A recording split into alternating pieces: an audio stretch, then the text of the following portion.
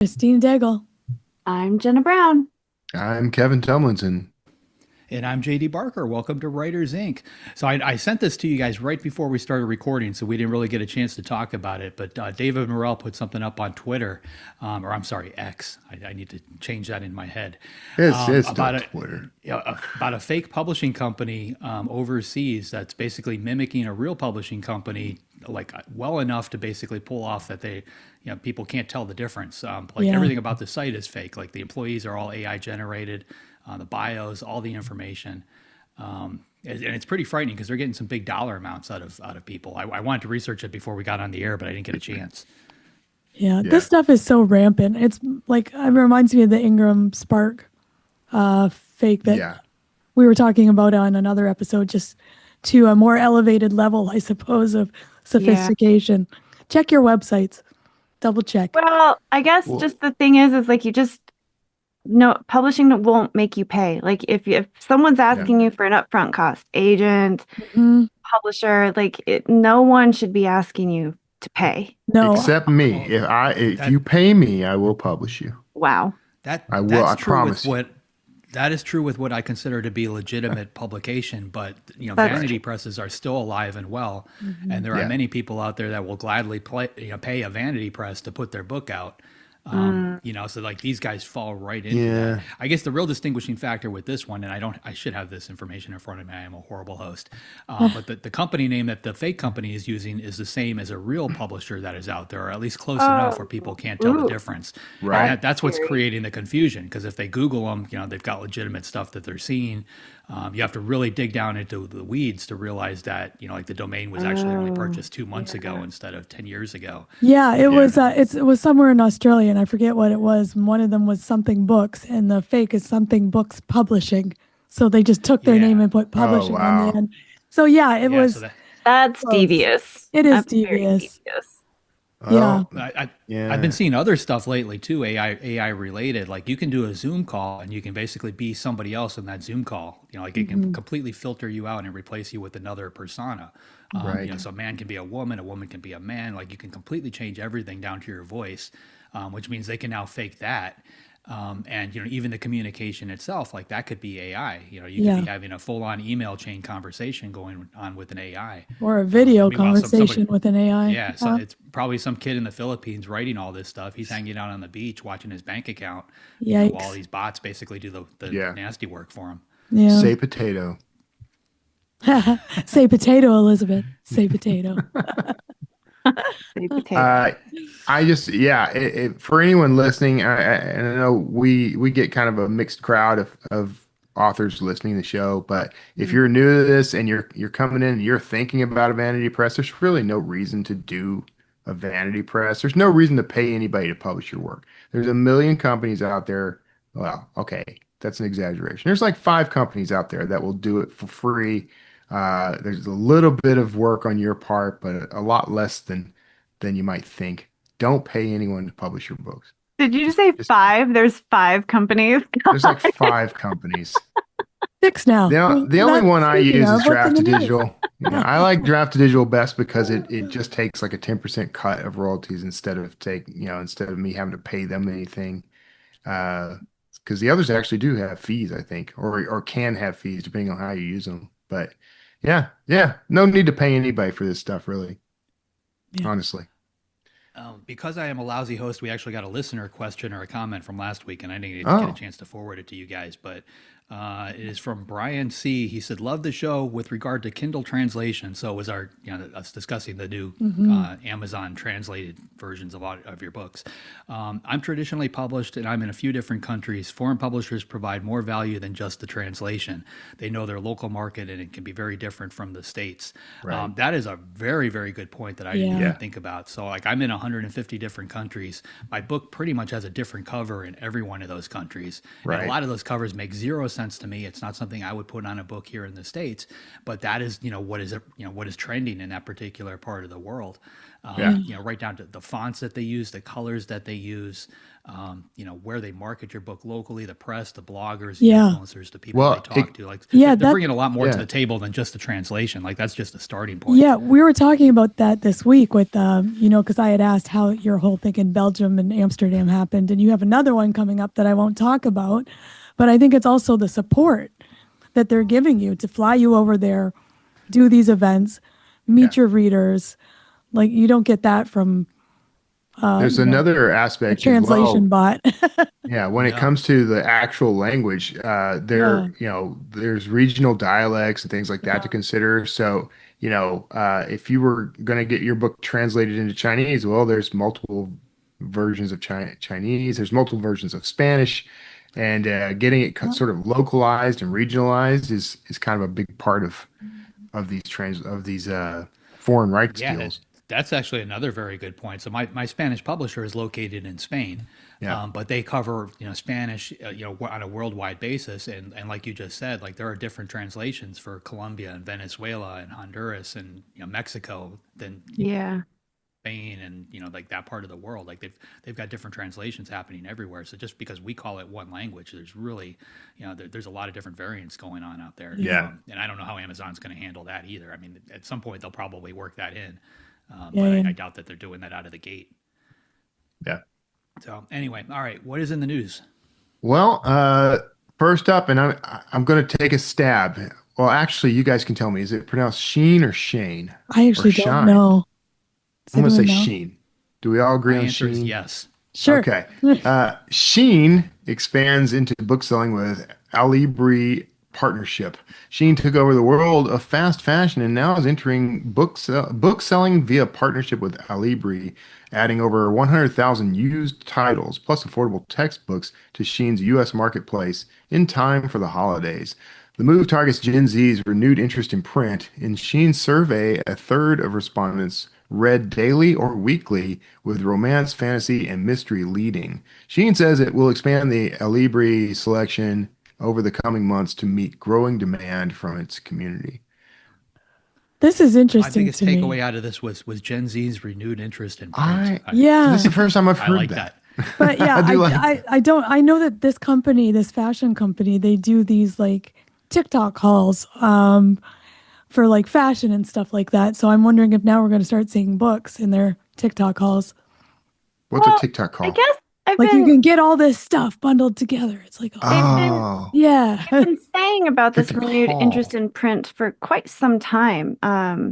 Like they keep saying like millennials, like with Bookstagram, and now it's Gen Z and TikTok. But I kind of feel like, I don't know, like social media sort of makes it very tangible where people do like to have books and, physical things. And book hauls have always been a thing on Bookstagram, but I don't know if they're as popular on TikTok. So it is kind of an interesting thing to now see the influencer trends sort of reemerge. But TikTok, I don't know, seems maybe to have gained more ground than Bookstagram, but Bookstagram put a pretty it did a lot for publishing. Yeah. Well, do you remember this trend when people were wearing outfits to match their books? Maybe they can do that all. Yeah. Just like, here's an outfit that matches this book and put it all together. That'd be kind of fun. There's been a lot. Yeah. So it'll be kind of interesting to see what they do, because Bookstagram at its height was just photos. And so it was, very just that. So with Reels now, and I guess with TikTok, just TikTok is TikTok. It'll be fun. Good. I'm glad. More books for everyone. Yeah, I kind of think there's definitely a trend back towards a more analog approach to everything, and it may be part of that whole slow living movement. So I am kind of glad to see this happening because it almost seems like, doesn't it seem sort of like Gen Z is just, this is their way of being rebellious, is by like shifting back to, well, I'm going to use a rotary phone, or know. I don't know if it's rebellious as much as like AI. Like you can't, I don't know most of what I watch anymore. Like sort of the joy of like watching animal videos has been destroyed with AI because most of it is all AI now. And that's right. And so you kind of like, I don't know, like there's something about like social media that sort of God, I don't like I'm just not inclined to do it anymore because I'm like, well, that's AI. Yeah. I wonder if it's because a lot of the Gen Zers, like their jobs revolve around technology. You know, they're working with their phones, their iPads, Oh, their that's a computers. good They're on point that too. stuff all Yeah. the time.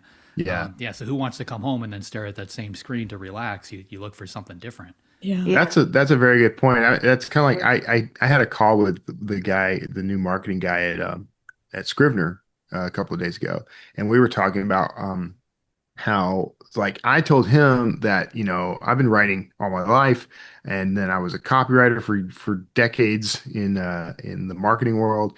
And it wasn't until I switched to Scrivener that I was able to really, I was writing books in like Microsoft Word, but it felt tedious and heavy all the time.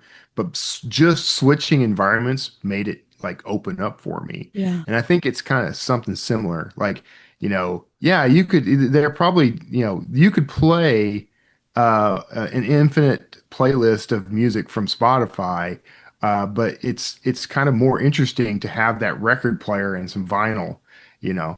I think that's what's happening. It's like they just it's sort of the same but different. It's like a novelty, but it's also just an embracing of like a more analog lifestyle, I think. Yeah.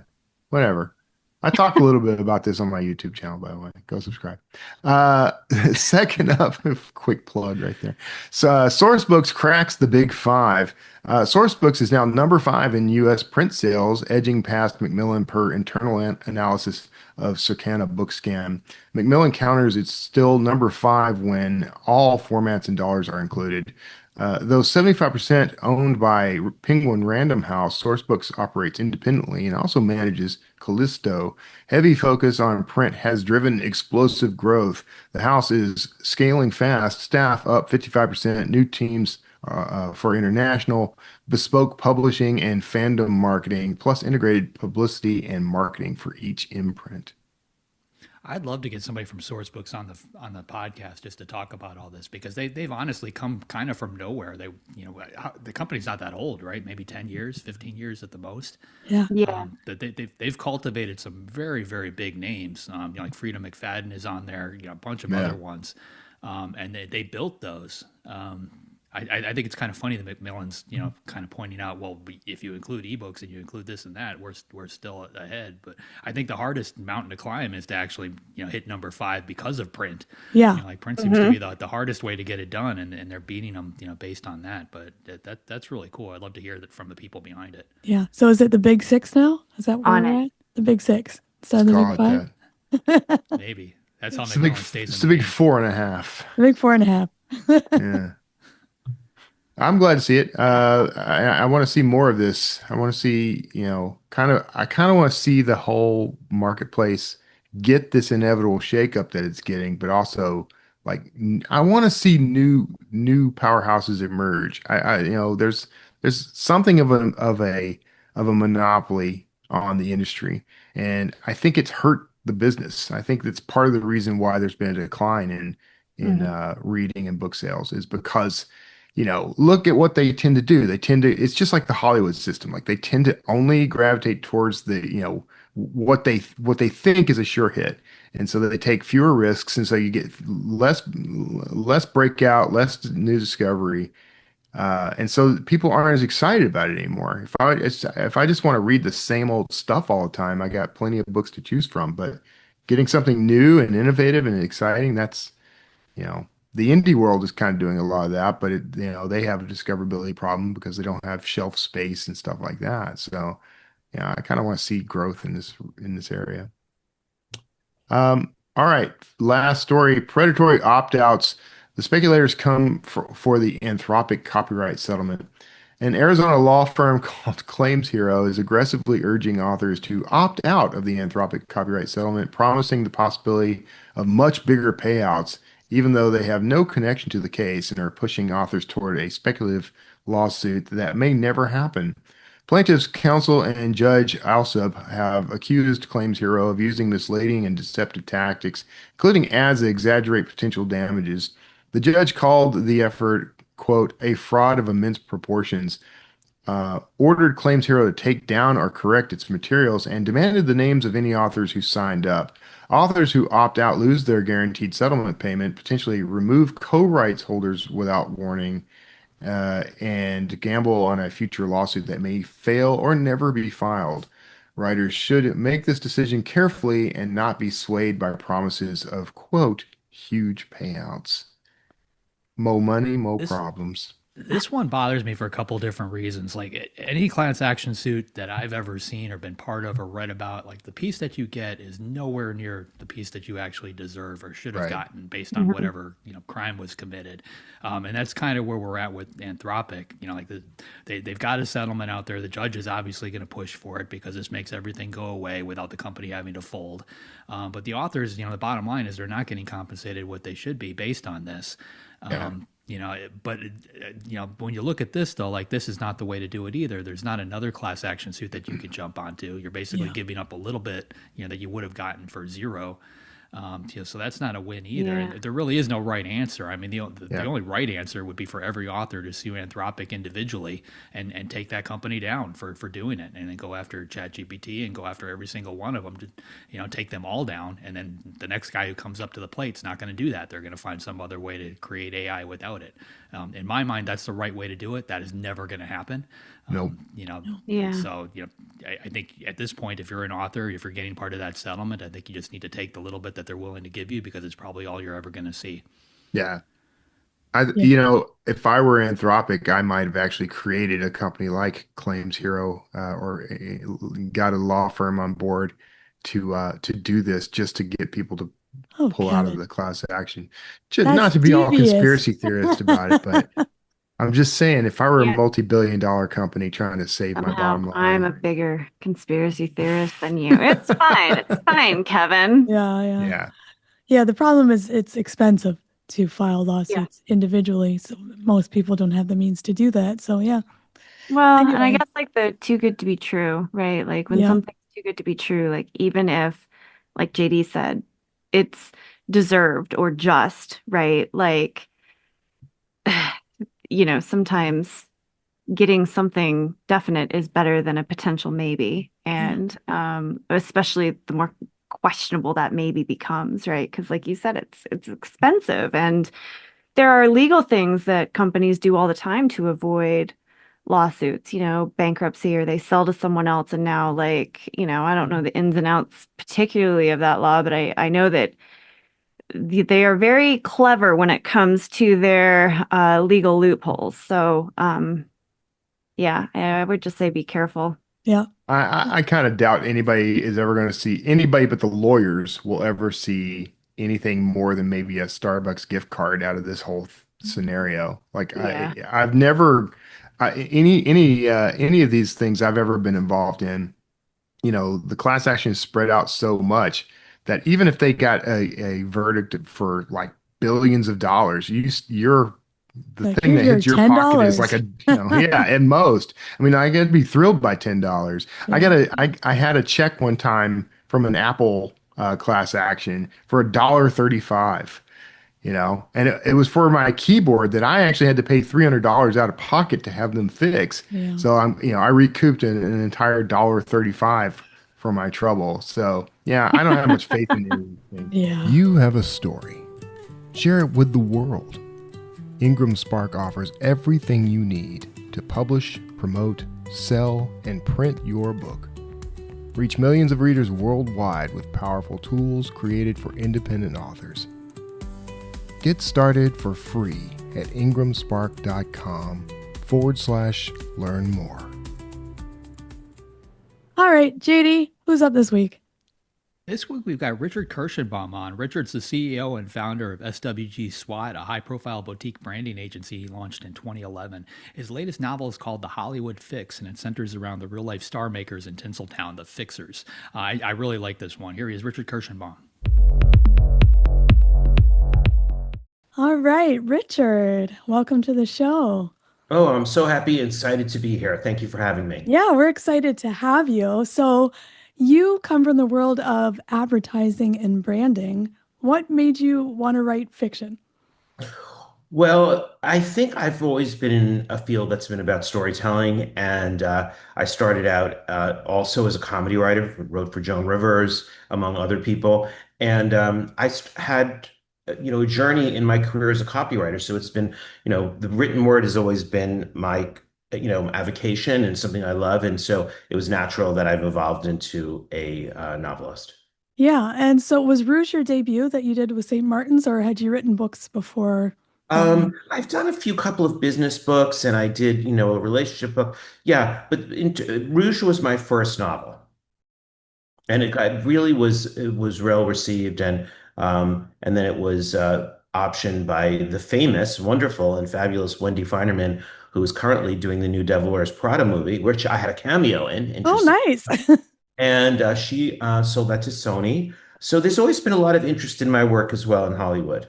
Yeah, that's great. So how did you go about getting into the publishing industry, finding an agent, getting published? What did that journey look like for you? Yeah. I mean, it's always very difficult to find the right people. And I think over time, one must look at it as a journey of bringing the right people on, making sure if they're a great fit, great. And if not, then continuing to add to your team. So it's finding a great entertainment lawyer. Then it's finding, it's someone who to work with in, Hollywood if you're interested in, doing that in terms of selling your IP. Um, I think it was through a great deal of word and mouth, and I met the wonderful and talented Laura York, who has been in the publishing field for many years. And Laura has really guided me through my career and through helping me evolve as a writer, and has introduced me to, all the wonderful people that I know. Yeah, that's fantastic. So let's talk a little bit about your current book, The Hollywood Fix. What interested you in exploring covering up the activities of actors in the golden age of Hollywood? Yeah, well, I've always been interested in that subject matter. My wife, interestingly enough, was a very well-known celebrity publicist for many years, handling some of the major movie stars. I mean, she was the publicist for Julia Roberts, among others, and people like that. So I've had a firsthand look at PR. I've owned PR companies myself, and I thought that it was, a really interesting topic. I kept reading amazing biographies about the golden age of Hollywood. And I said, there hasn't really been a novel told through the eyes of a PR fixer and, how they used to whitewash the scandals. And it's Yeah. especially relevant today, given, the Diddy trials and everything like that. I mean, it's just to see, and people who've read the book say that it's, very timely, even though it's a book about old Hollywood. Yeah, I imagine working in that field. I've heard, bits and pieces, but that has to be a wild ride. Did you get kind of inspiration from your wife and some of the stories she told you, or? Yeah, and I mean, besides the research, I mean, I've spent a great deal of time, in my early career in Los Angeles, met a lot of people who were in, the entertainment business, and I've drawn some actual stories from the book, from people that I've met along the way who are much older, of course, and lived during that time, and so. Yeah, it's sort of everything sort of, comes full circle and appears in the book. But yeah, what's amazing to me about Los Angeles in those days is that they really locked it down. I mean, if you were a star, you were, created, you were groomed, you were looked after like a child in a way, and you had a morals contract, you couldn't do anything supposedly, and they had to really take care of their people in a way. Yeah, yeah. A lot of the book reminded me of kind of the scandals that you found out about much later that maybe wouldn't be scandals now, but were at that time, like all the Marilyn Monroe antics and what she was up to, and all those things had to be covered up. Yeah, it's really interesting, but there were amazing fixes that happened. I mean, there's a real fix that happened that I drew inspiration from, where, what did they do if, let's say, a Catholic actress got pregnant and didn't want to have an abortion and keep the baby? Well, one of what they did was they actually, put the baby into an orphanage, and then the star would adopt the baby as her own child, somewhat biblical in a way. And yeah, that truly happened in Hollywood to some major people, like Clark Gable's daughter. Yeah, yeah. So that's amazing. Was there anything that you can talk about from your own experience that you took inspiration from, or is that all Yes, still yes, hushed? yes. No, no, no, no. I did my first foray in the advertising business was shooting in Los Angeles when I was in my early 20s. We shot in the home of in Bel Air. It was with the famous Phyllis George, Miss America, and first female sportscaster. And so she was married to John Y. Brown, the governor of Kentucky, and they founded a chicken. He had originally founded Kentucky Fried Chicken, but they had a company called Chicken by George, and we were shooting, and it was being covered by 2020. And we were in a huge mansion in Los Angeles that was owned by a much, much, much, much older man who was very well known. I will not repeat his name, but when he was giving me the tour of the house, I complimented him on a painting, and he told me that it had been given to him by a lover of his, and the lover was a very famous movie star who everybody would know. And I was like, really? And and he said, yes, as well as myself, I've always been a yo-yo. And I was like, what's a yo-yo? And he said, well, I've been with men and women. And then he had been with some of the most famous women and men in the world. And his experiences when I was talking to him, I drew inspiration from that in the book, especially with during those days. There's a character in the book who's a dentist and um, would send his clients to Los Angeles and into the hands, if you will, of the gay community who would, help these, young men achieve success and also for their own personal, introductions. So I did just draw that specifically from someone I had met. Yeah, I love that. And the book was fun to read because it's fiction, but there are real actors and directors and such that you incorporate into the story. Did you try to incorporate facts when mentioning them, or did you just let your imagination run wild? Well, everything has been carefully researched, and when you're Yeah. writing a historical novel, it also you have to get a sense of what's going on in the world. But as an example, let's say when you're doing a book like that, if you're taking a character from the East Coast to the West Coast, well, how did they get there during that time? They went by the Super Chief, which was called the Train of the Stars, and they would go, spend time on the train, and they would have elaborate meals, and they would socialize. And so you have to put yourself into that time period and then what would happen because of those events that would happen. And so everything has been done through heavy research. And I have to say, it was really enjoyable, but it's also, quite daunting to live Hmm. during that time. You actually have to live in that period. Yeah, yeah, and it's sometimes you can get bogged down in research when writing Yes. fiction. So yeah, that's amazing. Did you have anything interesting or unusual that you found in your research that particularly struck a chord with you? Yeah, I mean, I think that the the there were, let's say, the way that the lavender marriages worked were very, very. Some of them were very quite successful, if you will, and many of them were arranged by the Hollywood elite and the leading studio heads. But the one thing that I just, which appears in the book was that there was a very famous bordello Mm. in Hollywood during the 30s and 40s, and it was owned by a number of people, including some of the studio heads. And this way they would keep track of their stars' picadillos and fantasies, and sometimes they would use those against them.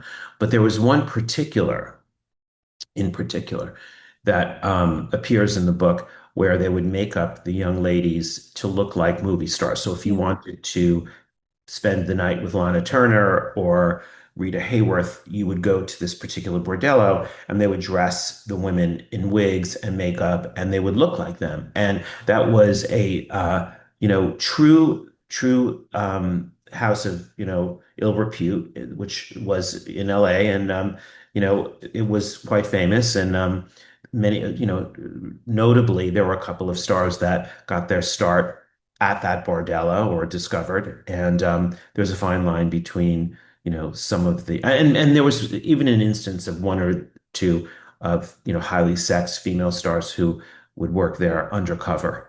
Do you know what I'm saying? Enjoy themselves, if you will. And Oh, wow. yeah, so that was interesting too. But it all appears in the book. Yeah, and the book was a fun read. It's a quick read. The pacing is fast. I enjoyed it immensely.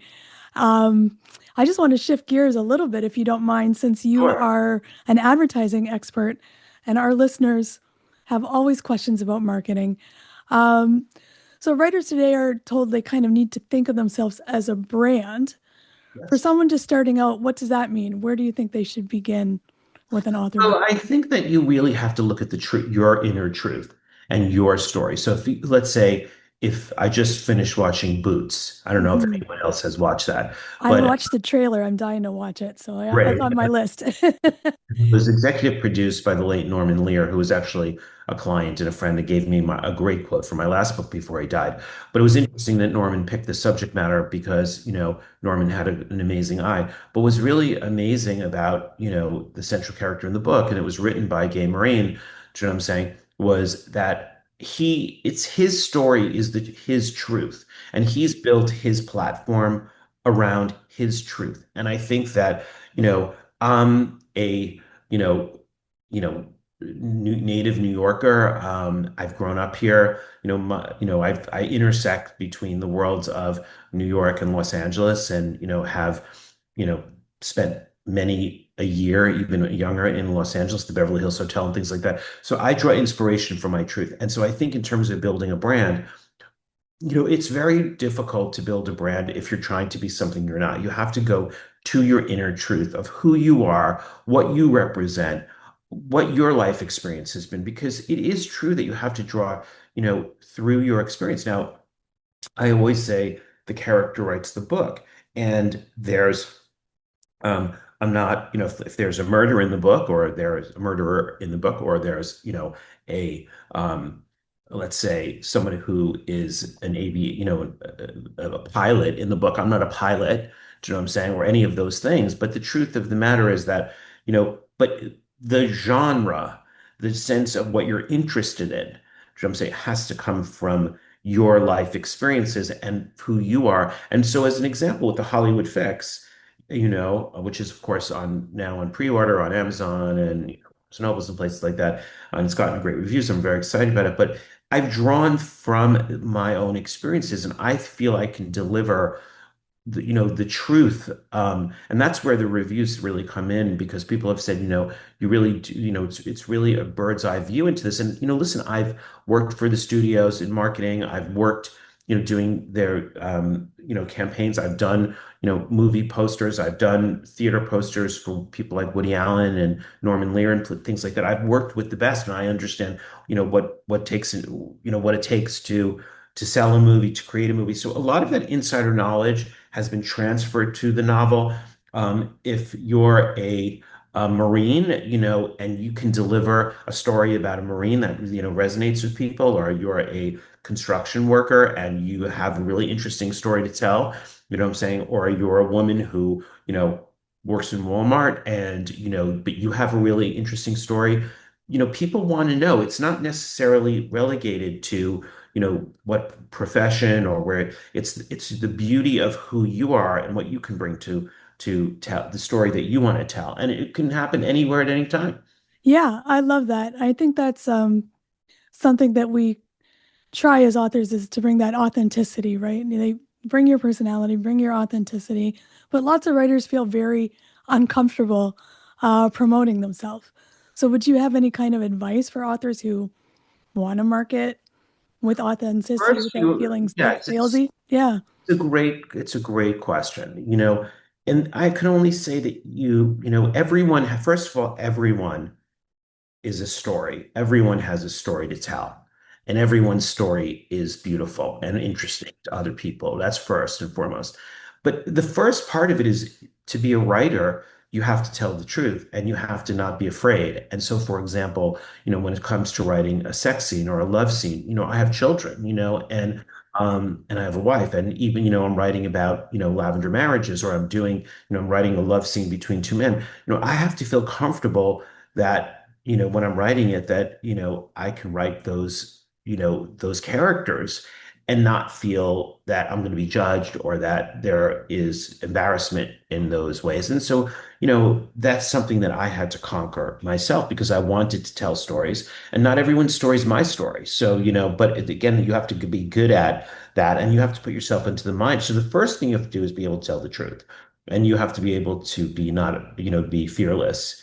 And then once you have that, then only then can you truly start building your brand. It doesn't work the other way around. Everybody wants a brand today, Yeah. but brands take time, and brands take hard work, and brands take truth of who you are. And all of that takes very, very long time, and so, and not to feel that you can't evolve. And, that's really important. I think I've become a better writer over time. Yeah, I love that. I always tell myself when I'm writing that I have to pretend my mother's never going to read it. And if she does, I mean, it's, that's, I mean, and by the way, it is amazing to be free to do writing, no matter what you want to write about. I mean, I don't want to, it took me a very long time to, be able to write from a man's point of view, Mhm. woman's point of view. And, because if you can't do that, then you can't be a writer. Yeah, absolutely. Yeah. Um, yeah, so I like that because everyone now is like social media. They think they have to be on there and they think they have to be on, and authors are getting asked to do more and more publicity than, maybe 10, 20 years ago. Do you think that that actually moves the needle, like social media? It When really does. It really Mhm. does. But what's interesting? For example, if, for some whatever reason, I've been through my career, through my clients, through, that I've been thrust into the world of the rich and famous. Yeah, So, people really want to know what's going on in that world and has gone on in that world. And so I'm able, as a brand, as a writer, to be able to deliver that. I had a column in the New York Observer called "Isn't That Rich? Life Among the 1%." It became a book. It was sold to ABC, and it was, I interviewed, very, very wealthy, socialites and financiers and New Yorkers and people like that, and people from Palm Beach. And, the column was, a very big success. And, I never mentioned anyone's names, but I was able to really deliver a unique view about what it was like to have one foot in the 1% and one foot out of the 1%.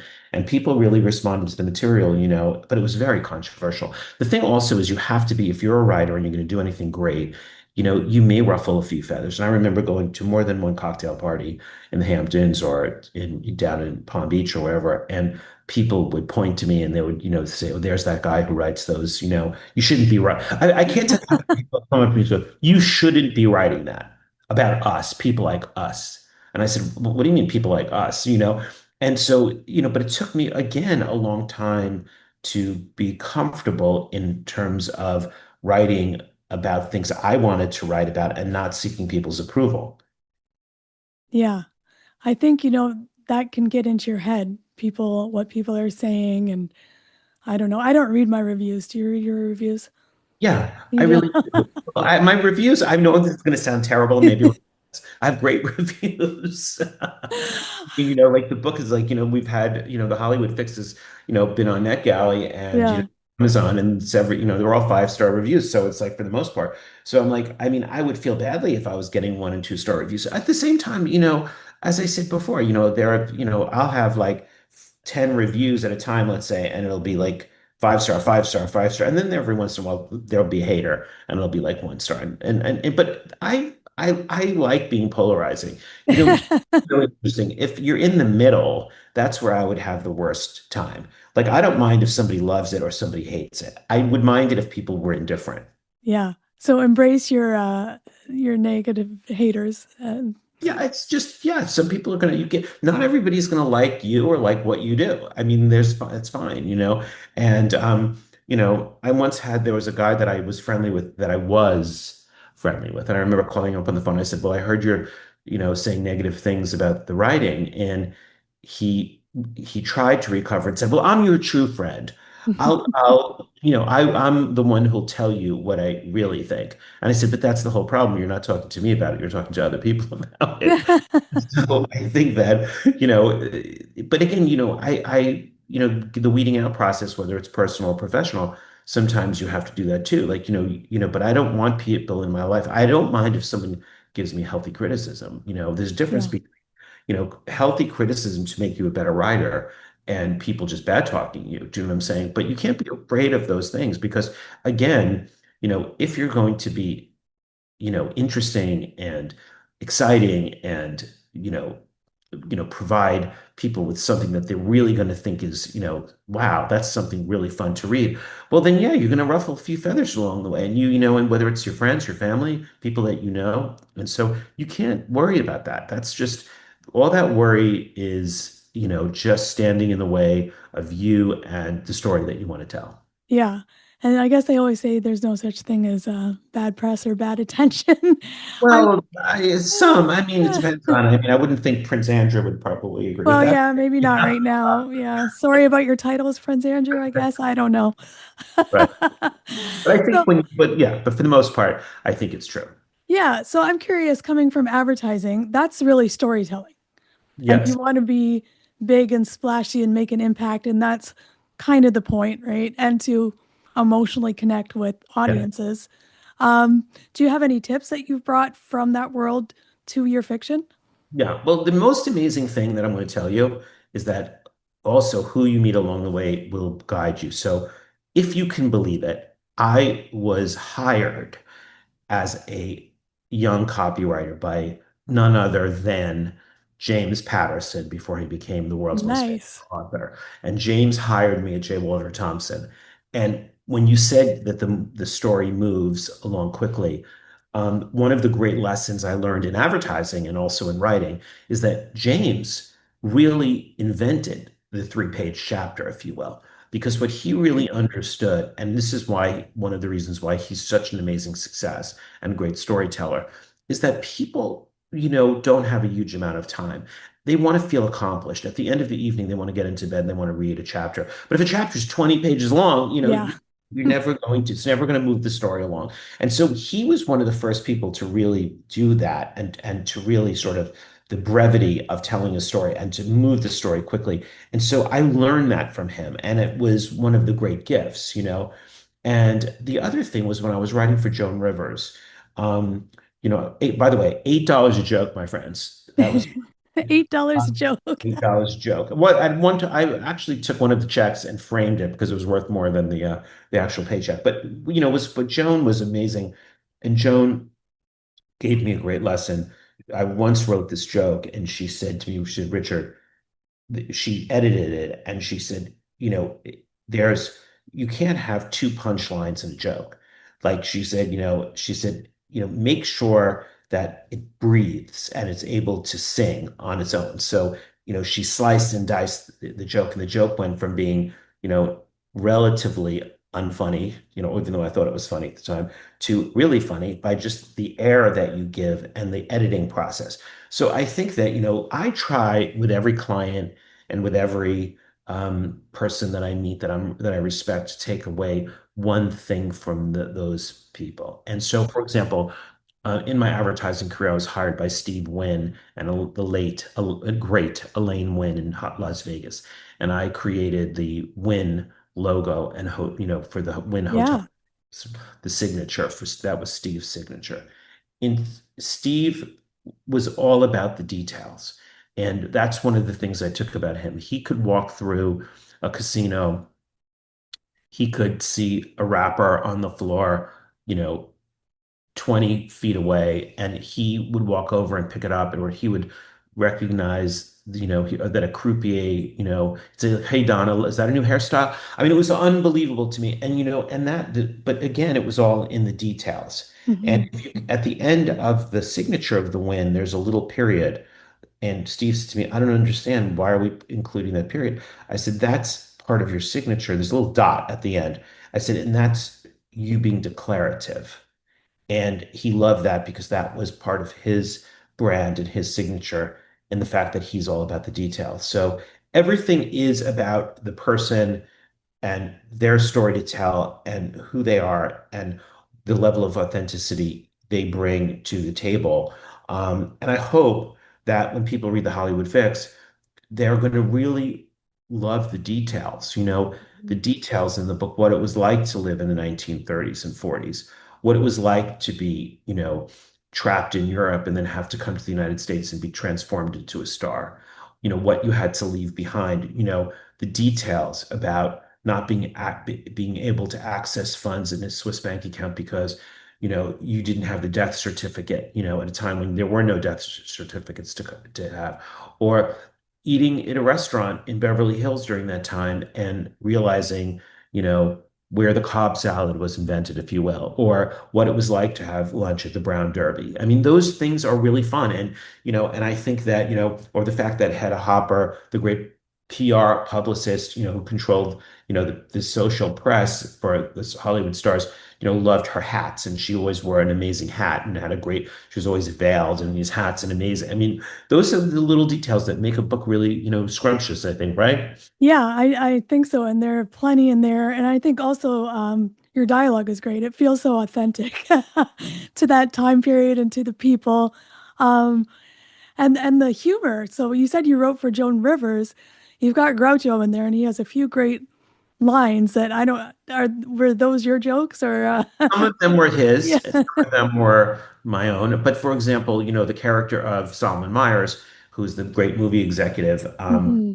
who speaks, I channeled my grandfather Harry, who was a New York City policeman, and he would call women dames, and everybody was, he spoke with D's, Dems, and Does like New York style. And so, I think the humor of that time period and he was an equal opportunity hater. So he was like, he was a really lovable guy, but he would just, he was sort of, it was, he just would, everything that came out of his mouth sounded unwoke. So Yeah. I really tried to channel that into the movie executive and what he was like during that period of time. And I think it's really funny. I Yeah. mean, I don't know if you did, but I thought it was I funny. like the running joke of Barty not understanding half of what he's saying. So that was a fun time. Right. Do you have any humor tips? That's always something that's a struggle for a lot of writers. I just kind of don't do it because I can't get it right. No, I mean, I think that if a character, like for example, the character of Solomon Myers is really modeled after like the Louis B. Mayers of the time. Yeah. So for example, he had something, I hope I pronounced this right, we call malapropism, and where he was known for saying things that were because he was, he wasn't English wasn't his first language, so he would say things that were often repeated in Hollywood that people found very amusing, even though he was very funny. Like he didn't realize it was so. For example, that character says things and it's in broken English and in Yiddish, and he doesn't understand that what he's saying is hilarious, right? Yeah. So part of the humor is the fact that he doesn't know he's being funny, right? Now there are the characters in the book and in other things I've written that know they're funny. I mean, Joan Rivers knew she was funny, Yeah. So for example, she could really turn it on at any point, and that was really a pleasure to be around. But yeah, I think when it comes to humor, it's once again, I always get back to if you're writing about a character, is the character like within humor, there are people who are funny, haha funny, witty, sarcastic funny, have bro humor, so it's a lot of different ways to and ideas of what is funny. But if you so for example, the character in the book of, Solomon Myers, he doesn't realize he's being funny, but he's hilarious. And then his quotes are always, called Meyerisms or traded in Hollywood steam rooms and over dinner parties because everyone thinks what he's saying is hilarious, and then they're real. I actually think they're really funny. But those I made up myself. Those were not taken from, historical background. Yeah, no, it was great. So that was a fun read, and we're almost out of time. So just as we're wrapping up, we have one question we like to ask everyone. If you had any advice for writers who are just starting out, newer writers, what would it be? Yeah. Well, first of all, my advice to writers starting out would be to write. And, I think you need to be on a writing schedule. I think you have to have time management. People don't understand that it takes years to do a book. It takes usually a full year, but it could be 3 years of research, putting the book away, bringing it out. And the only way to really do that is to write, 1 to 5 pages or 10 pages a week in order to get to a book, and then to rewrite it and to rewrite it and to rewrite it and to rewrite it. And then when you have an editor, they send it, then you have to rewrite it. So I always say to my friends, like, this is my golf, to my guy friends. They're like, how do you write these books? And I'm like, well, this is my golf. They're on the tee and they're going and spending every weekend doing that. Well, I'm spending every 3 or 4 times a week, I'm having my writer's lunches. So you're never going to write a book also if you don't have time. So for what I'll do is I'll go to a great bar. I love Irish bars, by the way. I love writing in an Irish bar. My mother was a Joycean scholar. I love going to that particular flavor of bar because people are garrulous and they're fun. And I just get to sit there and immerse myself into being able to sit at the bar and write and not have to talk to anybody, not, go into a solitary place, but plug in my headphones and just, write. So my advice to young writers is to write. And if you really don't want to write and you feel it's a chore or then you're never going to write a book and you should probably do something else. But if you love to write and you love to write in places that you love to write. Oh, by the way, at the end of my books, I always put where I wrote, where what inspired me, along the way. So I'll say this restaurant, this hotel, this pool, this bar, Irish bar, something like that. Because I really credit a lot of those places for inspiration. So find your spot, find, if you want to go, go sit at, Ruby Tuesdays on a Thursday night and sit at the bar and just, bring your computer or your pad and paper and write. And you know what I'm saying? But find your spot that inspires you, that you love to write at, and that's my advice to young writers. Okay, my first question is, JD, do you have any good celebrity babysitting stories? Oh, yes. Tell us. Come on. I am not going there. The funny thing is, like, when I was listening to this, like, that is the age that he wrote this book is the golden age. Like, they could have if a celebrity had a problem, you really just had to get in front of, a couple of reporters, try and stop them from going to press the next day. It was a manageable situation. When I was dealing with, rock stars and stuff in the 90s, social media wasn't quite there yet. So we were still kind of in that same boat, but news traveled a little faster. In today's world, it's literally minutes, if not seconds, of something bad happening, and it's everywhere, worldwide. So you can't get in front of that. All you can do is damage control. And I think any amount of celebrity that you have, whether you're small or big, you're going to get exposed to this. It's going to happen. Like, I've had my fun brush with it, and I will gladly, put that in the rearview mirror, but like you learn from it. And the same people that were fixing these things, back in the 30s, like they've evolved too. They're still here. They're still dealing with it. They're just dealing with it in different ways. But it's fascinating to see. I mean, back then in the 30s, everything was very different. Hollywood, like the studios actually owned the stars. They were salaried employees. They did their movies. They did nobody else's movies. So they guarded that. That was a commodity. So if somebody had a problem, they would fix it. They'd make it go away. But that problem would be documented. It'd be put in a file somewhere. And then when they needed that star to do something they didn't want to do, that file would come back out and they would use that information. And it's like this whole, giant circle of nastiness. Yeah. Well, Richard has a lot of experience in branding. So I thought his advice was interesting. We've heard it. So I don't think it's new, but I think it's hard, which is basically speak your truth. Yeah. Be fearless. Don't be afraid to ruffle feathers. Don't worry about people's approval. What did you think about that? That's the advice I live by. Yeah. Yeah. Well, I mean, I guess it's kind of true. Like, that is the thing about branding. And like a lot of people think that to, like, oh, be your authentic self. And then they think like, oh, I have to reveal like everything about myself. But, you can still choose like what pieces of you want to share with the public. Right. But you do want to, I do think that you have that truth. Otherwise, you end up with sort of like, think that we've all seen it where it's like people who come across and there's just like sort of a wall, or like there's just something that and it doesn't catch on, right? Because they're trying to be what they think their audience wants instead of like themselves. So I do think that people pick up on that. I think that it's like if you're trying too hard, people sense that, I think. I think the key back to like is the 30s. Back in the day, you could put on a persona because you were only doing it for those 10 minutes you were in front of the press cameras, and then you went away, and you could be your own self. And that dynamic is completely flipped on its head today. You know, you basically have to be your authentic self, 24/7, because if you try to put on a persona, you can't keep it up. Yeah. The key is to be personable, but not personal. So you want to, you want to be your authentic self, but you don't have to reveal every little detail about your life. You can be very selective about what gets out there, but you can't lie about it. Like you can't make up things. And because people spot that right away, especially in this age where everybody's online 24/7, you got YouTube channels and TikTok, feeds and all this stuff. They're gonna notice that you're not consistent.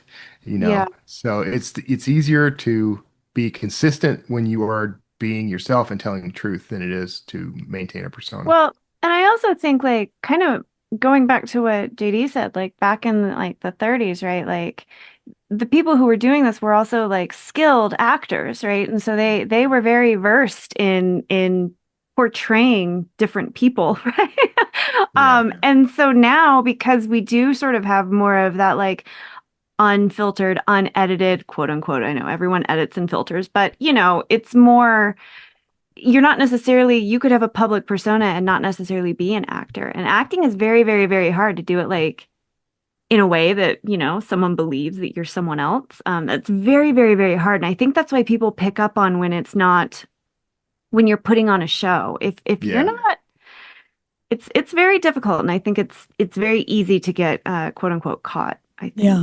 So can I build a brand out of boredom? Like just me reading with my cat and working out in my basement? That's cool. I think you can. I'll get there. Why not? So the other thing that I thought was interesting is that Richard was actually a copywriter for James Patterson many years ago. And I liked, I've always thought about those short chapters as people have short interest span. But he said, no, people want to feel accomplished. So when you finish a chapter, it's that sense of accomplishment. I don't know. Do you have thoughts about that? Well, a lot of Jim's original co-authors came out of that marketing firm that he worked at. Yeah. And he twisted everything because he didn't really have a marketing background. We talked about this at Author Nation. He started at the bottom of the company as a copy editor, ended up being CEO by the time he walked out the door. And it was mainly because he didn't really know the industry when he went in, and everything that he did was just so different that it worked. I remember in his autobiography, he mentions when he first started hiring people, he put an ad in the newspaper and basically described the ingredients that were in like a can of beans, and like, I want you to write the ad was, write me a letter using these ingredients and make me want to buy this product, and that was just an ad in the back of the newspaper, and people answered it, and like that's how he hired most of his employees. It wasn't like looking for seasoned copy editor with 15 years experience on this and that. Like he was looking for somebody who could sell him a can of beans. So like guys like Richard, I think they got an education, I think, working with them back in the day. There's this book, God, I'm going to have to remember the name and find it, but it's something like, I don't know, The History of Scientific Invention or something. It's an older book, but they basically go through and they talk about how every major disruption in industry over like the last 100 or so years, 150 years, have come from people outside of that industry. So I think it's really interesting what you said about James Patterson. Like he wasn't a marketing guy, and yet he changed marketing. And like you see that so many times, that when an industry gets disrupted, it's never from the people who are like the old hands at it, because you get like a certain bias, right? You look at things a certain way and you sort of get that like, we can't do it that way because this is how it's always been done. And sometimes you do need like a James Patterson to come through and be like, I'm going to do it this way. And then it works. And then everything changes. Yeah. Yeah. Okay. That's awesome. Or a Ted Lasso, I suppose. Bring a football guy in to play some other football that we call soccer. Perfect. All right. With that, JD, who's up next week? Next week, we've got Bob Lingle coming on. This one's a little different for us. Bob actually owns a fantastic bookstore in upstate New York called The Good Neighbor. He's a fixture on social media, particularly TikTok, when new titles come out, but also when there's changes in the industry. He throws a lot of comments out there, and he's very insightful. So he's going to fill us in on how just the changing publishing landscape has impacted booksellers. Hopefully, explain how we might be able to get titles into a bookstore and, what it takes to actually succeed in that world and where he thinks things are going. So Bob Lingle. Yeah, it's going to be great. If you'd like to be notified as soon as new episodes publish, make sure you go to writersincpodcast.com and sign up now. We'll see you next episode and have a great week of writing. Thanks for listening to this episode of Writers Inc. Access the show notes and leave a comment at writersincpodcast.com.